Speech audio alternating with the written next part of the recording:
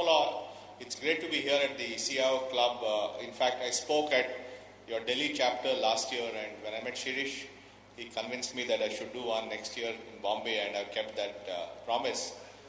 And in fact, after a long time, I met Ashish in a flight once, and he was showing me real-time retail data on his BlackBerry or something. So we all go back a long way. So it's a great pleasure to be here. And what I'll do today is speak about what we are doing at Aadhaar and its role in inclusive growth, and what all of you who are doing such important work as CIOs and all these top companies can do. Now, I strongly believe that the kind of skills that people like us have in information technology can actually be used for development and for making the country a better place. And that's the background with which I took up this challenge to do the Aadhaar project, Technology Savvy Crowd. Yeah, so basically what this project is doing is trying to give everyone a number. Now, why are we doing this? There are 3-4 reasons. First is, there are a large number of Indian residents of India who don't have any kind of an ID. And because they don't have a birth certificate or a passport or any document, they're completely shut out of public services. They can't, when they travel, they can't open a bank account, can't get a mobile connection, they can't get a ration card, and so on. The other thing is that as government spends more and more money on public programs, making it efficient, making sure it reaches the right beneficiary is very important. And when you go and look at databases of beneficiaries like the ration card database or the pension database or whichever database, you actually find that there are a lot of ghosts and duplicates in these databases, so you need to clean that up. So fundamentally, our goal is to give a unique number to everyone and to make sure that you have some kind of an online authentication capability with which you can verify that this number indeed belongs to this particular person. So that's in a nutshell what we do. So basically, it's a single number. What we have done is we are making sure that it's a unique number by using biometrics, and we have a massive deduplication facility with one, the primary data center in Bangalore and the secondary one in Delhi, which essentially does a complete scan of the database and checks for duplicates. So when somebody enrolls into our system, the biometrics we use is compared against all the records that we have. And if it's a duplicate, we don't issue a number to that person. So it's a fairly massive task. But the idea is that there should be no duplicates, and everyone should get only one number. We also have very simple attributes that we store, and we have very, very flexible architecture, which is unique in another sense that, in most ID programs around the world, the ID has been done for a particular purpose. ID is done for election rolls, ID is done for security, ID is done for social security, ID is done for something else. What we have done is we have architected this in a way where the ID is separate from the application. And the ID is an infrastructure that we provide.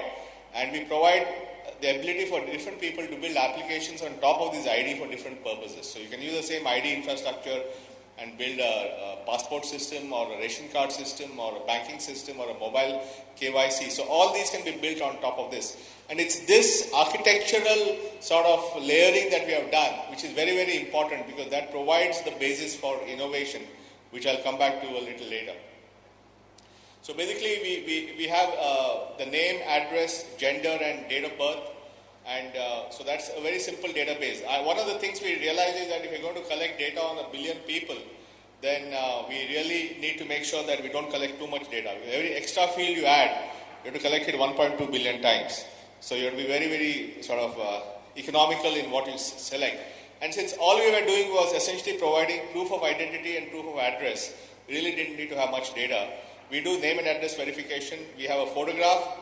We have 10 fingerprints, so we catch all the 10 fingerprints, 4, 4, 2, using a slap scanner, and we have iris image of both the eyes.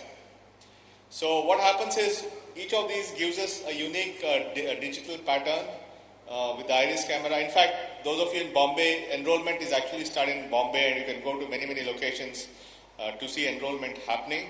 And with the iris, you get this pattern. Similarly, with the fingerprints, we get one more pattern. So the combination of the biometric signature of 2 iris and 10 fingerprints, we think is sufficiently unique to identify 1 billion people, which is what we are assuming.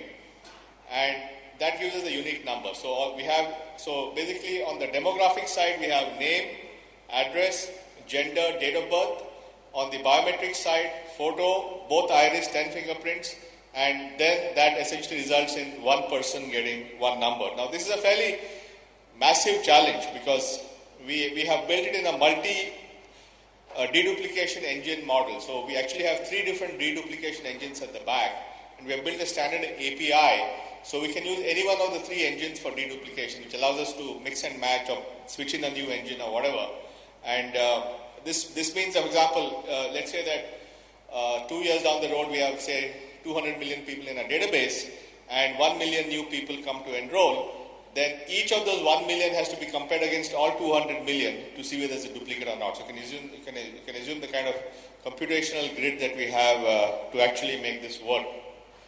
So what we have done is we have built a standardized system so that enrollment, wherever it is done throughout the country, is done in a way that it is identical. Because we don't do the enrollment ourselves. We do the enrollment through our partners who we call as registrars. And we have about 65 registrars. They include state governments, banks, insurance companies, oil companies. And our idea was that instead of us creating that whole infrastructure for enrollment, if we can partner all these agencies who in turn have, actually they have customers and citizens whom they service, then that will help us to essentially enroll into our database.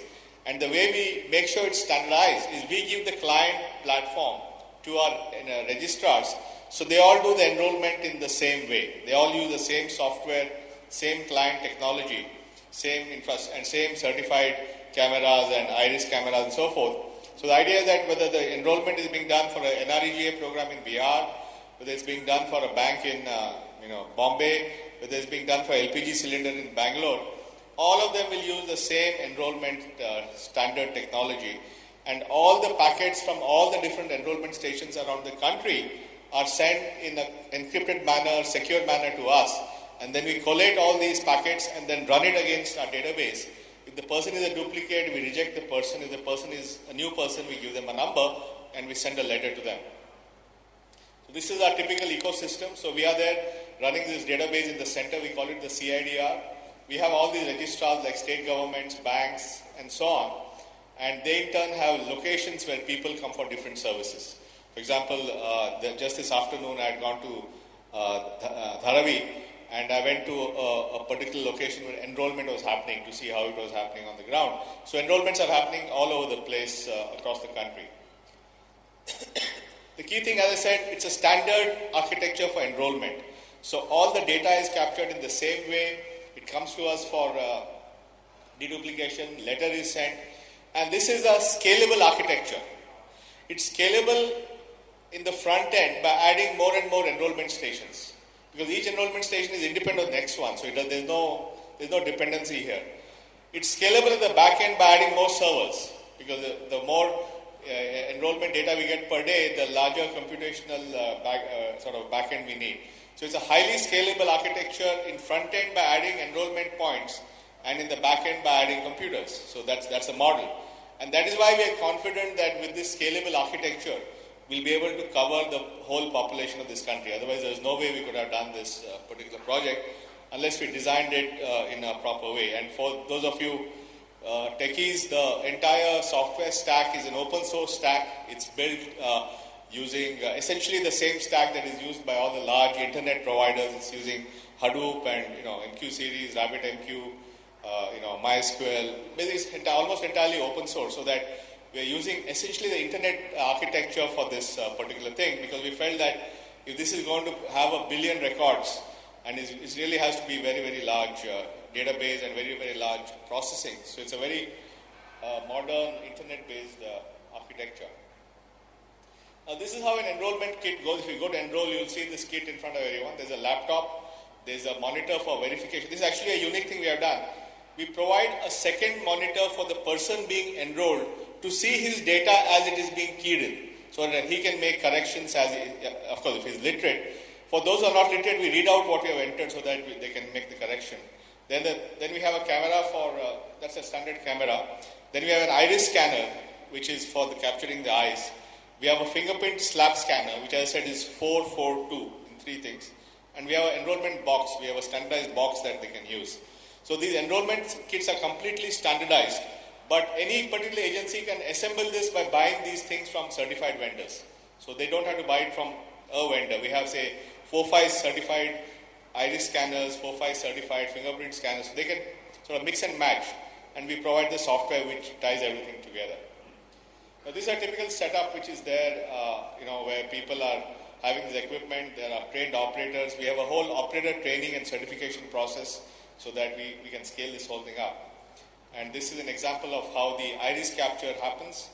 At the bottom is an example of how the thumbs are being captured on the fingerprint.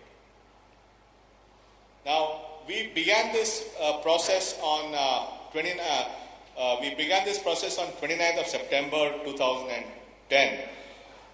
To give you a sense of the thing, the project, I was offered this job in June 24th, 2009. I took the job on July 24th, and within 14 months we had built the platform and rolled it out. So our first enrollment happened in September 2010, and as of now our enrollment has crossed 5.3 million. So we are, and we think and we have a real-time portal on our website. If you go to our website, you will have a real-time portal which will give you the daily update of enrollment data, and it gives it by state, by district. You can keep on, drill down to individual wards and so on. So it's a BI platform that we have built, which gives you real-time data on all the enrollments. And we think our enrollment rate today is at about 100 to 200,000 a day, which is the number of people who are getting enrolled. We have about 12,000 enrollment stations live across the country. And by October, we will be enrolling at the rate of 1 million a day, so that our goal is to reach 600 million by 2014. This is how you can see the enrollments have been going up every month.